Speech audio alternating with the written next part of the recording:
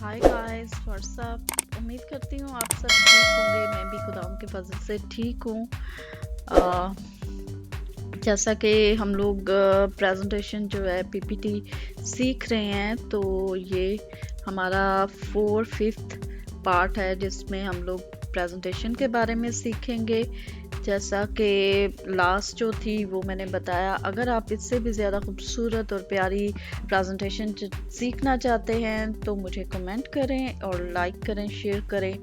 और फिर हम लोग जो है मज़ीद पावर पॉइंट्स के बारे में सीख सकते हैं।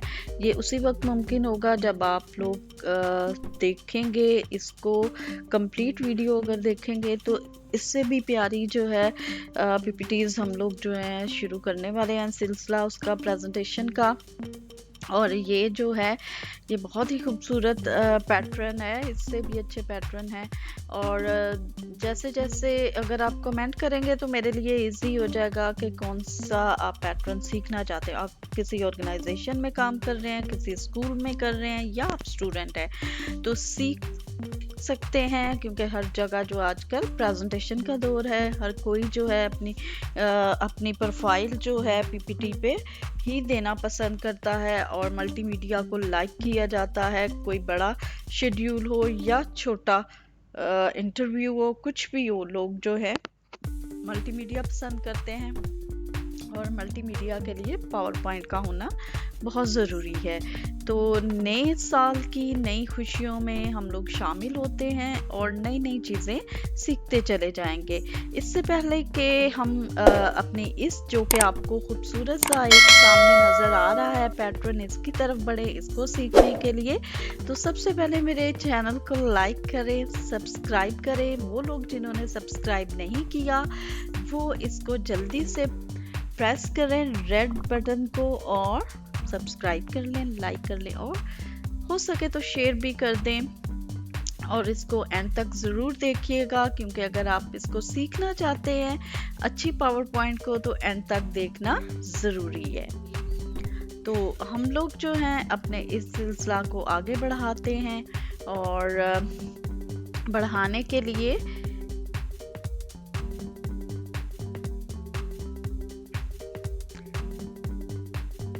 राइट व्यूअर्स, तो चलते हैं अपनी आगे पावर पॉइंट की तरफ। उसके लिए पावर पॉइंट जो है आपको पता है कहाँ से हमने पीपीटी ओपन करनी है। न्यू में जाके हम लोग इसका एक स्लाइड ले लेते हैं। और इससे पहले कि जो हमने उसमें आइकन डाले हुए थे, आपने देखे थे, सिंबल थे कुछ उसके अंदर। ये जो पीपीटी के अंदर है, ये देखें जो हमने बनाया हुआ है, इसमें कुछ सिंबल डाले हुए हैं। इन सिंबल्स को पहले हम लोग क्या करेंगे, सिंबल को कलेक्ट कर लेते हैं हम लोग।